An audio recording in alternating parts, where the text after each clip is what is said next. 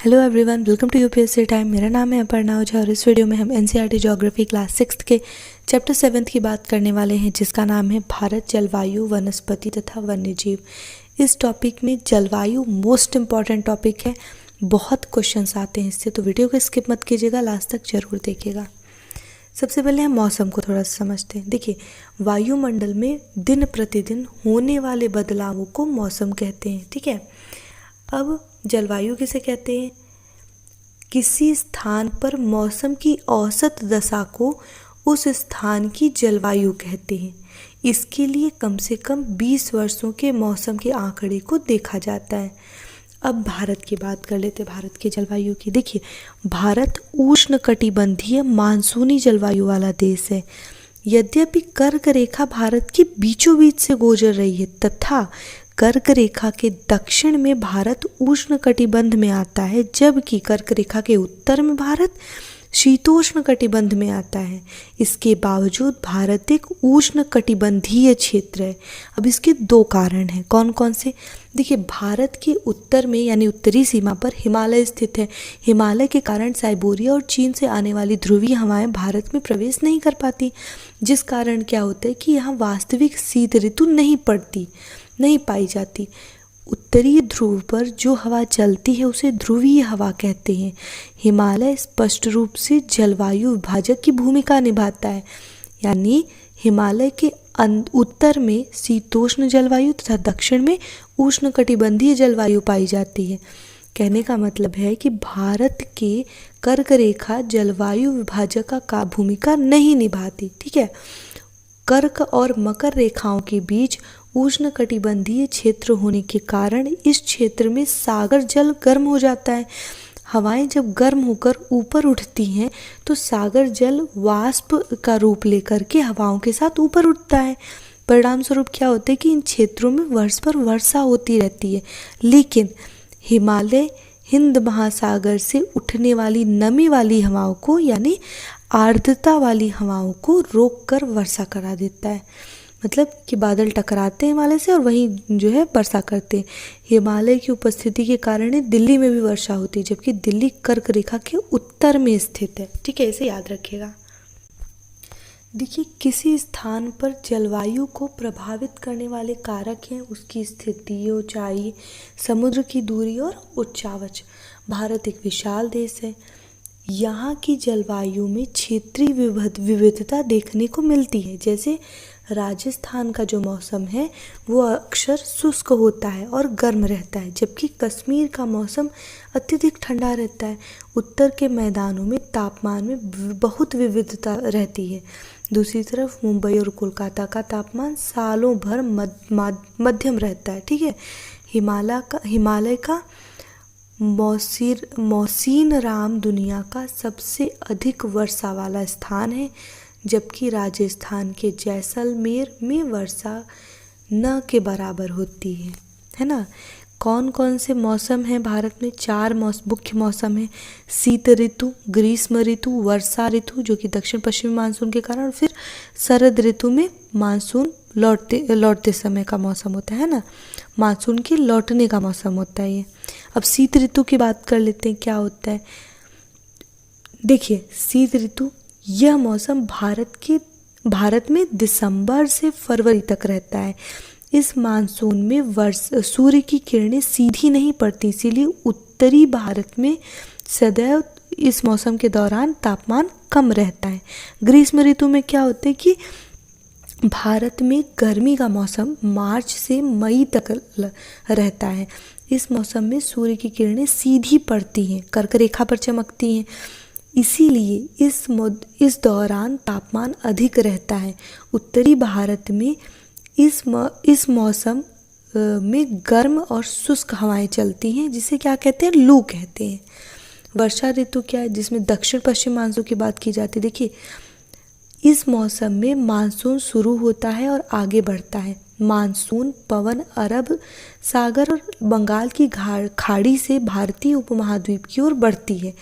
यह पवन अपने साथ नमी लेकर आती है। जब यह नम पवनें पर्वतों से टकरा जाती है, उनकी बाधा से टकराती है और भारत में वर्षा कर जाती है ना। अब देखिए मानसून के लौटने का मौसम और शरद ऋतु की बात कर लेते हैं।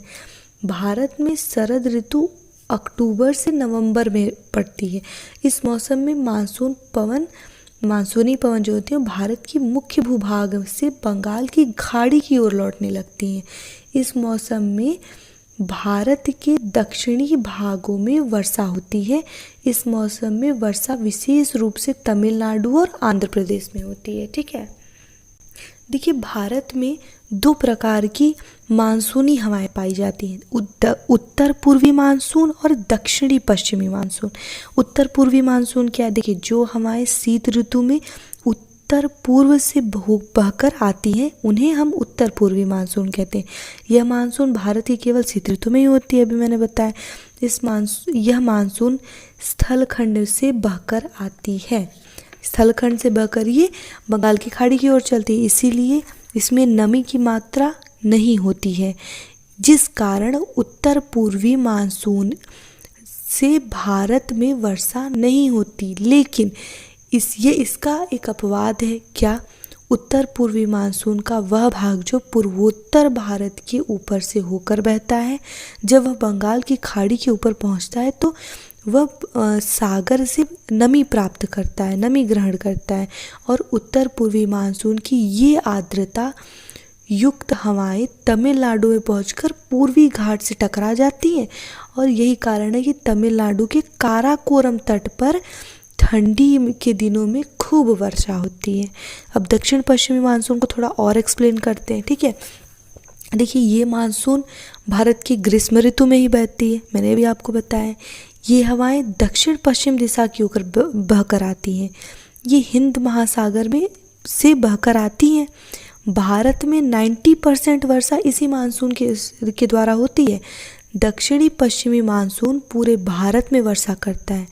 यह मानसून सर्वाधिक आर्द्र युक्त हवाएं हैं। इस मानसून की जो हवाएं वो सर्वाधिक आर्द्रता युक्त हैं। अतः यह सिद्ध हो गया कि भारत एक उष्णकटिबंधीय मानसून जलवायु वाला देश है। समझ में आ गया आप लोगों को? तो चलिए अब हम आगे बढ़ते हैं। अब हम बात कर लेते हैं प्राकृतिक वनस्पति के बारे में, है ना। देखिए प्राकृतिक वनस्पति जो पेड़ पौधे मनुष्य की सहायता के बिना ही उग जाते हैं उन्हें हम प्राकृतिक वनस्पति कहते हैं।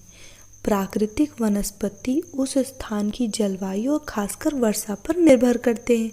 भारत में 5 प्रकार की प्राकृतिक वनस्पतियां पाई जाती हैं। उष्णकटिबंधीय सदाबहार वन, उष्णकटिबंधीय पतझड़ वन, कटीली झाड़ियाँ, पर्वतीय वन और मैंग्रोव वन। अब इनके बारे में थोड़ा सा बात करते हैं। ये जो उष्णकटिबंधीय वन है इन्हें सदाबहार वन भी कहते हैं। जिन क्षेत्रों में तापमान अधिक और वार्षिक वर्षा 200 सेंटीमीटर से अधिक होती है वहाँ इस तरह के वन पाए जाते हैं। कहाँ पाए जाते हैं थोड़ा और समझिए। देखिए पश्चिमी घाट का पश्चिमी ढाल और पश्चिमी तटीय प्रदेश, हिमालय का तराई क्षेत्र, अरुणाचल प्रदेश को छोड़ करके पूर्वी भारत, पूर्वोत्तर भारत अर्थात शिलांग पठार और उसके आसपास का क्षेत्र, और अंडमान निकोबार द्वीप समूह में उष्णकटिबंधीय वर्षा वन यानी सदाबहार वन पाए जाते हैं। उत्तरी सह्याद्री यानी पश्चिमी घाट में वर्षा वनों को शोला नाम से जाना जाता है। ठीक है, शोला नाम से उन्हें जाना जाता है। उष्णकटिबंधीय वर्षा वनों की विशेषता के बारे में थोड़ा समझिए। देखिए ये लंबे वृक्ष होते हैं, सघन वन होते हैं, जीवों और वनस्पतियों की विविधता पाई जाती है। यहाँ पे कठोर लकड़ियों के भंडार होते हैं, इमारती प्रयोग नहीं होता इन लकड़ियों का, आर्थिक उपयोगिता बहुत सीमित होती है इनकी, है ना। अब कौन कौन से पेड़ हैं देखिए, महोगनी, एबोनी, रोजवुड, है ना। अब हम उष्णकटिबंधीय मानसूनी और पतझड़ वन की बात कर लेते हैं। देखिए ये वन देश के भीतरी भागों में उत्तर प्रदेश से तमिलनाडु तक पाए जाते हैं। 100 से 200 सेंटीमीटर के बीच वार्षिक वर्षा होती है। इन क्षेत्रों में मानसूनी पवनों द्वारा मानसूनी वर्षा होती, मौसमी वर्षा होती है ना। तो इन्हीं क्षेत्रों में ये पाए जाते हैं। गर्मी के आगमन के पहले अपनी पत्तियां गिरा देते हैं ये, इसीलिए इन्हें पतझड़ वन भी कहा जाता है या पर्णपाती वन भी कहा जाता है, नाम याद रखिएगा। उष्णकटिबंधीय मानसूनी या पतझड़ या पर्णपाती वन, है ना। पतझड़ वन मुख्य रूप से 2 क्षेत्रों में पाए जाते हैं, उत्तर प्रदेश के मैदान में, उत्तर प्रदेश व बिहार में, है ना। उत्तर भारत के मैदान में, कहाँ, उत्तर प्रदेश और बिहार। इसके सिवा मध्य प्रदेश से लेकर तमिलनाडु तक पूरे पठारी प्रदेश को छोड़कर पूरे भारत में पाए जाते हैं। ये छायावृष्ट प्रदेश में भी पाए जाते हैं, है ना। अब इनकी विशेषताएं सुन लीजिए। देखिए, मुलायम लकड़ी होती है, मजबूत होती है, टिकाऊ होती है, आर्थिक उपयोगिता बहुत अधिक होती है इनकी लकड़ियों की, इमारती लकड़ियां हैं, विरल वन होते हैं, है ना। इसे ध्यान रखिएगा।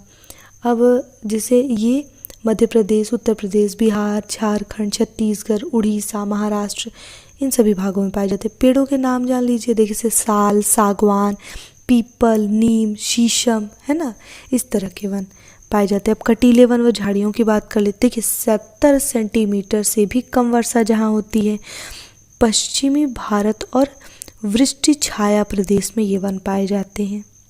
जानवर खा नहीं सकते, क्यों? क्योंकि कांटे होते हैं। एलोवेरा इसका बेस्ट एग्जाम्पल है, कैक्टस, है ना। ये वन मुख्य रूप से 2 क्षेत्रों में पाए जाते हैं, पश्चिमी भारत और वृष्टि छाया प्रदेश। कौन कौन से? पश्चिमी भारत में पंजाब, राजस्थान, गुजरात और पश्चिमी उत्तर प्रदेश। अब छायावृष्ट प्रदेश में मध्य प्रदेश के इंदौर से आंध्र प्रदेश के करनूल जिले तक एक आर्द्र चंद्राकार पेटी में पाए जाते हैं, है ना। समझ में आ गया आपको। देखिए, अब जैसे कैक्टस हो गया, खेर हो गया, बबूल हो गया, कीकड़ हो गया, है ना, इस तरह के। पर्वतीय वन की बात कर लेते हैं। देखिए, पर्वतों पर भिन्न भिन्न ऊंचाइयों पर विभिन्न प्रजातियां पाई जाती हैं। अब इसमें क्या होता है कि 15,000 से 25,000 मीटर की ऊंचाई तक अधिकांश वृक्ष शंकुकार के होते हैं, इसीलिए इन्हें शंक्वाकार वृक्ष यानी कोनीफेरस वृक्ष कहते हैं। महत्वपूर्ण पेड़ कौन कौन से हैं? चीड़ है, पाइन है, देवदार है, इसे याद रखिएगा। अब देखिए, ये जो वन होते हैं ना, ये सदाबहार और पतझड़ वन के कुछ मिश्रित से रूप होते हैं, जो कि 1500 मीटर की ऊंचाई पर वाले जो वन होते हैं, है ना। अब मैंग्रोव वन की बात कर लेते हैं, या ज्वारी या डेल्टा वन की बात कर लेते हैं।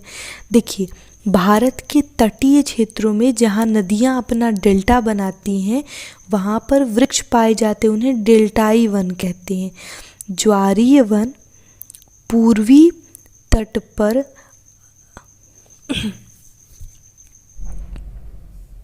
तो चलिए, अब हम ज्वारीय या डेल्टा वन की बात कर लेते हैं। देखिए, भारत के तटीय क्षेत्रों में जहाँ नदियाँ पाई जाती हैं, नदियाँ अपना डेल्टा बनाती हैं, वहाँ जो वृक्ष पाए जाते हैं उन्हें डेल्टाई वन कहते हैं। ज्वारी वन पूर्वी तट पर अधिक पाए जाते हैं, परंतु पश्चिम में गुजरात में भी ये वन पाए जाते हैं, परंतु गुजरात में नदियों का डेल्टा नहीं है, ये तटों पर पाए जाते हैं, है ना।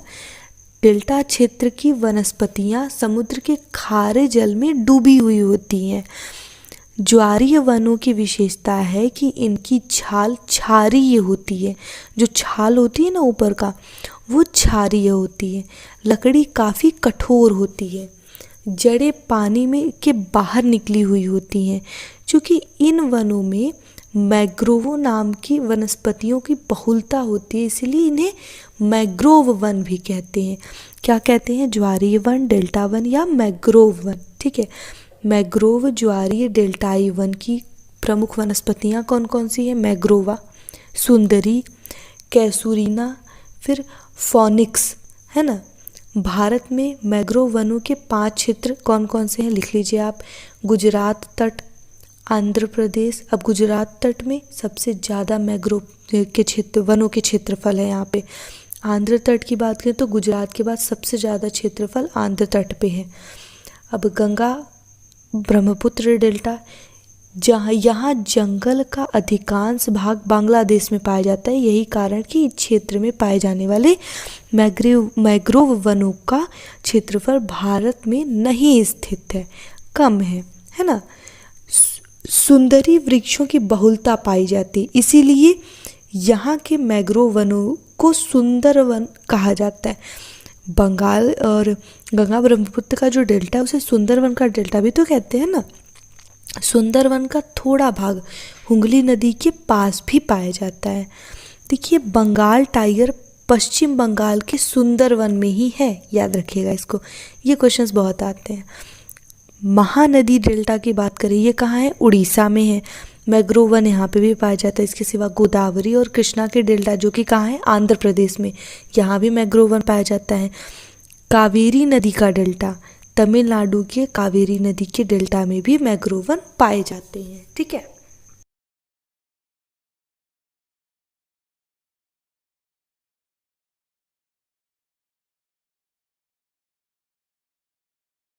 अब थोड़ा सा मैंग्रोव वनों के महत्व की बात कर लेते हैं। देखिए, मैंग्रोव वन तटीय पारिस्थितिकी के महत्वपूर्ण अंग होते हैं, क्योंकि मैंग्रोव वन सुनामी और चक्रवात से तटीय क्षेत्रों की रक्षा करते हैं।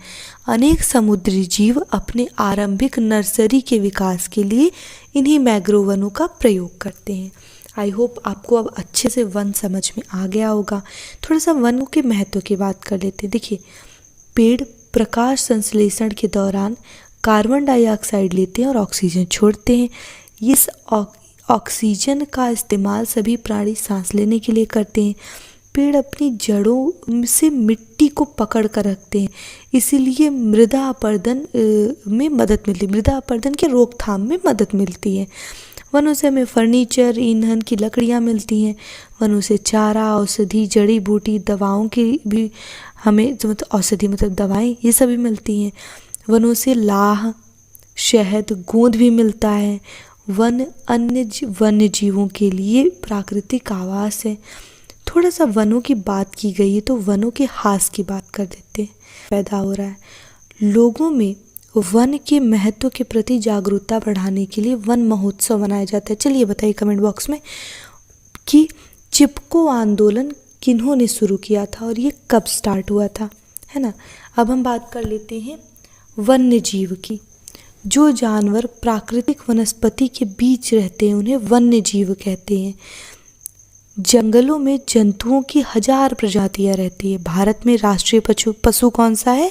बाघ है, जो इस देश के विभिन्न भागों में रहता है। गुजरात के गिर वन में एशियाई शेर रहता है, इसे याद रखिएगा। केरल, कर्नाटक और असम में हाथी रहते हैं। असम में एक सींग वाला गैंडा भी रहता है। हिमालय के आसपास जंगली बकरी, हिमचीता, भालू आदि रहते हैं। मोर हमारा राष्ट्रीय पक्षी है। अन्य आम पक्षियाँ जैसे तोते, कबूतर, मैना, बतख, इस तरीके के जानवर पाए जाते हैं भारत। इसी के साथ आज का ये वीडियो यहाँ पे समाप्त होता है। आई होप आपने इस वीडियो को एंजॉय भी किया होगा, आपको लेक्चर अच्छे से समझ में आया होगा। अगर फिर भी कोई क्यूरी रह जाती है तो प्लीज़ उसे कमेंट बॉक्स में ज़रूर बताइएगा, और आपको वीडियो कैसी लगी ये भी आप बताइएगा। और अगर अपने फ्रेंड्स को या आपकी फैमिली को किसी को भी कॉम्पिटिटिव एग्ज़ाम की प्रिपरेशन करनी है या वो प्रिपरेशन कर रहे हैं और उनको आपको लगता है कि उन्हें इस तरह की वीडियोस की नीड है तो प्लीज़ उनके साथ शेयर जरूर कीजिएगा। मेरे जो लेक्चर्स हैं वो पर डे डेली आते रहते हैं। तो अगर आपने अभी तक हमारे यूट्यूब चैनल को सब्सक्राइब नहीं किया तो हमारे यूट्यूब चैनल को सब्सक्राइब कीजिएगा। हमारे वीडियोस की नोटिफिकेशंस आपको डेली मिले इसके लिए आप बेल आइकन जरूर से क्लिक कीजिएगा। एंड ऐसे देखते रहिए। Thank you so much for watching.